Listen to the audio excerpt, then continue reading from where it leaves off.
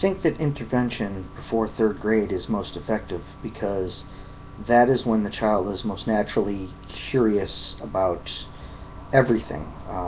They don't, most have not, according to what I've seen, yet formed a hobby or specific interests. Most are very receptive to an excited teacher. The more upbeat, the more active the teacher is, the more apt the students are to be engaged and interested in the learning. Therefore, at that early age, they're much more moldable, I think.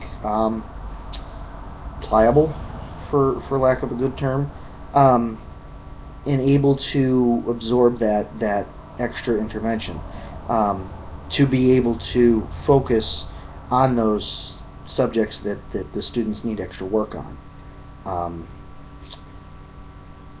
The activities and lessons that a teacher should plan, the things they should use, I think that assessing each student and finding out where they are in their development, and then using that information and using research-based activities. My center, the Head Start facility, we have a curriculum to use, but we also, and I also, use more experienced teachers or mentors to take that activity and to see where my students are, and then use what has worked in the past for some of my other teachers, colleagues. And I will bring those ideas in and then sit down with my co-teacher and we'll discuss how to better implement and how to meet the children in my classes' needs.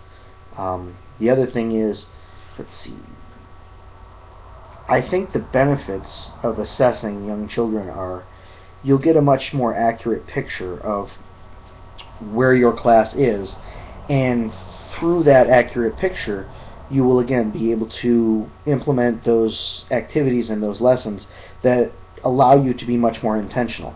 If you know your children need or a group of children need a much